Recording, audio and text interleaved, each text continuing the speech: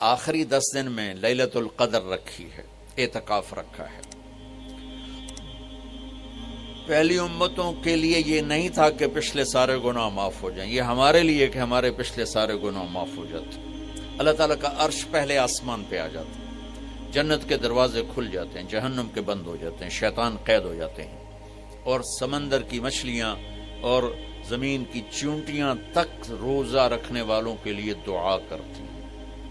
اور اللہ تعالیٰ جنت کو روزانہ کہتا ہے، ان قریب میرے نیک بندے بندیاں آنے والے ہیں، تو ان کے لیے میک اپ کر لے، تو ان کے لیے تیار ہو جائے۔ یہ اللہ تعالیٰ کی رحمت کو لینے کا سیزن ہے۔ پہلی امتوں کو اعتکاف نہیں ملا تھا، ہمیں اعتکاف ملا ہے کہ 10 دن اللہ دے بوئے تے پہ جاؤ، یا اللہ تیرے کو معافی کروا کے ہی اٹھنا ہے، ہمیں اٹھنا ہی کوئی نہیں۔ تو جو دروازے پہ آ جاتا ہے آدمی اسے معاف کر ہی دیتا۔ کوئی بہت ہی سخت دل والا ہو تو معاف نہ کرے، ورنہ بڑے سے بڑے غصے والے بھی کہتا اچھا جی جاؤ معاف کیتا۔ اس میں ایک لیلۃ القدر ہے، وہ بعد میں بات کرتا ہوں۔ پھر اللہ تعالیٰ نے اس میں غریب آدمی کی کہ روزے اچھے گزر جائیں، عید اچھی گزر جائے، اس کے لیے اللہ تعالیٰ نے صدقہ فطر رکھا ہے۔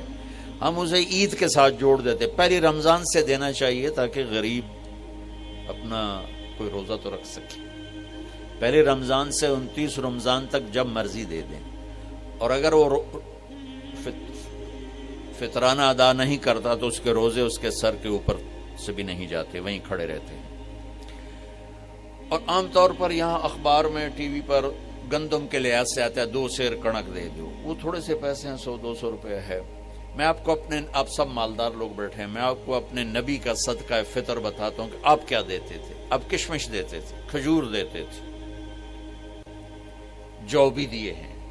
تو کشمش 3 کلو، بازار میں 3.5 کلو، بازار میں جا کے پوچھیں جو سب سے اچھی کشمش ہو، یا پھر درمیانی، گھٹیا نہیں درمیانی اور سب سے اچھی، پتہ کرے وہ کتنی ہے، 1000 روپے کلو ہے، 1500 روپے کلو ہے۔ آپ کے گھر کے 4 افراد ہیں تو ایک گھر سے 6000 روپے غریب کو جائے گا۔ آج تو 6000 میں ایک ہفتہ نہیں گزرتا۔ تو اب سب سے عرض کرتا ہوں، ویسے بھی خیرات کریں، افطاریاں کروائیں، اور صدقہ فطر کشمش کے حساب سے دیں۔ یہ آپ سب بھائی بہنوں کی خدمت میں گزارش ہے۔ اللہ نے آپ کو رزق دیا، خرچ کریں، یہی آپ کے ساتھ جائے گا، باقی سارا ادھر ہی رہ جائے گا۔ لیلۃ القدر، انا انزلناہ فی لیلۃ القدر وما ادراک ما لیلۃ القدر لیلۃ القدر خیر من 1000 شہر تنزل الملائکۃ فیہا باذن ربہم من کل امر سلام ہی حتی مطلع الفجر۔ ہم نے قرآن کو لیلۃ القدر میں اتارا، تمہیں کیا خبر کہ لیلۃ القدر کیا ہے؟ لیلۃ القدر 1000 مہینوں سے بہتر ہے۔ اس میں فرشتے اترتے ہیں اور یہ صبح تک رہتی ہے۔ لفظ قدر عربی میں اس کا ایک مطلب ہے قیمت۔ سبحان اللہ۔ تو اللہ نے کہا میں تمہیں بتاؤں، آپ سب تاجر بیٹھے ہو، لیلۃ القدر کی قیمت کیا ہے؟ 1000 مہینوں سے بہتر ہے، 1000 مہینوں سے بہتر ہے۔ اب 1 روپے پر 1000 نفع لے سکتے ہیں؟ دنیا میں کوئی ایسا کاروبار ہے؟ جو ہیروئن بیچتے ہیں وہ بھی نہیں لے سکتے۔ اور میرا اللہ کہہ رہا ہے 1 رات 1000 مہینے، یعنی کوئی 82-83 سال۔ یہ تو آ گیا پہلا قدر۔ دوسرا اس کا مطلب ہے تنگ پڑ جانا، تنگ پڑ وقت فقدر علیہ رزقہ۔ تو تنزل الملائکۃ فیہا، تنزل الملائکۃ والروح فیہا، کہ اس رات اتنے فرشتے اترتے ہیں کہ زمین تنگ پڑ جاتی ہے۔ سبحان اللہ، اتنے فرشتے آتے ہیں زمین تنگ پڑ جاتی ہے۔ تیسرا مطلب ہے قدر، مقدار کو، تو اللہ تعالیٰ نے اس کا آخری مطلب بھی بتایا، سلام ہی حتی مطلع الفجر، کہ یہ فجر کی نماز تک، فجر کی اذان تک یہ رہتی ہے۔ 3 مطلب ہیں قدر کے، تینوں اللہ نے قرآن میں کور کیے۔ قیمت کیا ہے؟ 1000 مہینوں سے بہتر۔ تنگی کیا ہے؟ فرشتوں سے زمین بھر جاتی ہے۔ مقدار کیا ہے؟ صبح صادق۔ لیلۃ القدر 27 کی نہیں ہوتی، 21، 23، 25، 27، 29۔ اب یہ 5 راتیں جاگنے چھٹ، آپ لوگ تو ویسے رات کے بادشاہ ہو، جاگ لو۔ تو لیلۃ القدر مسجد میں نہ گزارو، گھر میں گزارو۔ یہ مسجدوں میں اشتہار لگ جاتے ہیں، فلاں کے ساتھ شب قدر گزاریں، فلاں حضرت کے ساتھ شب قدر گزاریں، پھر ادھر کوئی صلاۃ تسبیح پڑھ رہا ہے باجماعت، عورتیں صلاۃ تسبیح کی جماعت کرا رہی ہیں، اور پتہ نہیں اور کتنی عجیب و غریب قسم کی عبادات شروع ہو جاتی۔ یہ نفلی عبادت ہے، میرے نبی گھر میں پڑھتے تھے۔ آپ نے اشراق کے سوا ہر نفل گھر پڑھا، ہر سنت گھر میں پڑھی۔ تو آپ لیلۃ القدر کو یہ مستورات بھی آپ بھی اکٹھے ہو کے نہیں منانا، الگ الگ مصلی بچھا کر اپنے اللہ سے رونا دھونا کرو، اپنے اللہ کو منانا کرو، میں بھی کروں، آپ بھی کریں۔ نوافل کی جیسے ابھی شب برات گزری تو اشتہار تھے، میں جا رہا تھا ادھر غلام آباد میں ایک جنازہ ہو گیا تھا، تو اشتہار فلاں حضرت کے ساتھ شب برات گزاریں، فلاں مسجد میں شب برات گزاریں، فلاں جگہ شب برات گزاریں۔ بھائی وہ گھر میں منانے کی ہے، مسجد میں نہیں۔ میرے نبی نے نفلوں کو تنہائی میں ادا کیا، فرض کو مجمع میں ادا کیا۔ لیلۃ القدر میں جاگنا نفل ہے، اور پھر جب اکٹھے ہو جائیں گے لوگ اور عورتیں تو پھر ساتھ غیبت بھی چلے گی، اور ایک غیبت کا بول ساری رات کو اڑا کے رکھ دے گا۔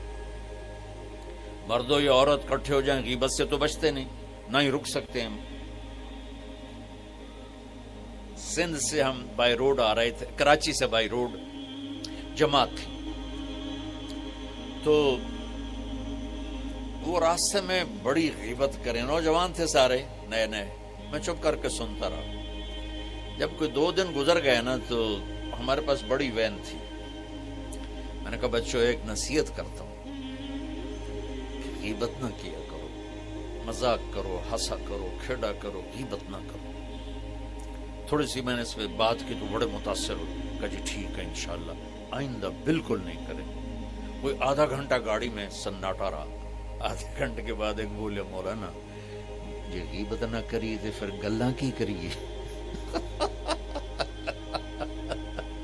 یہ میرا کلچر ہے، لہذا عورتیں عبادت کے لیے بھی اکٹھی ہوں گی تو غیبت شروع ہوگی، مرد مسجد میں اکٹھے ہوں گے وقت ضائع ہوگا، غیبت شروع ہوگی۔ میرے بھائی بہنوں، ہر نفل کو گھر میں گزار، اپنے گھر کو بابرکت بناؤ، اپنے گھروں میں نفل پڑھو، تلاوت کرو، ذکر کرو۔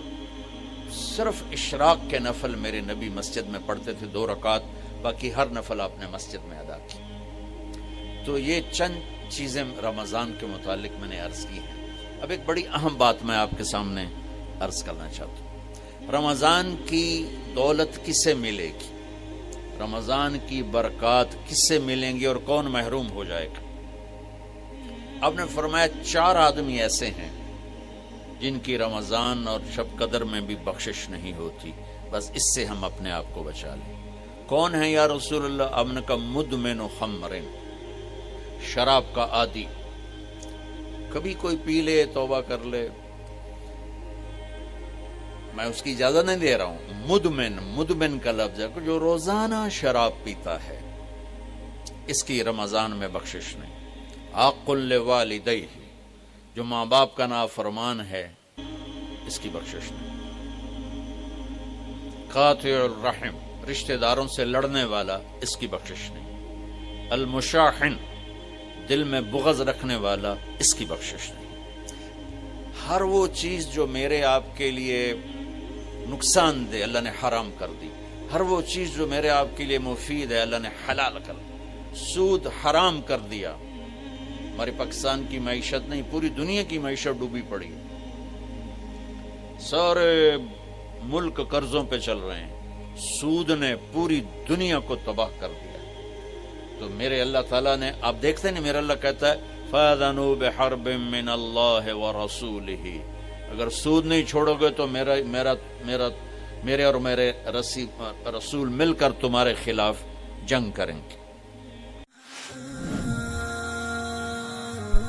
آئے مل کر بھوک مٹائیں، بجھے ہوئے چولہے پھر سے جلائیں، غذائی قلت کے شکار ہزاروں افراد آپ کی مدد کے منتظر ہیں۔ آگے بڑھیں اور ان کی امید بنیں، اپنے صدقات اور عطیات NTJ فاؤنڈیشن تک پہنچائیں۔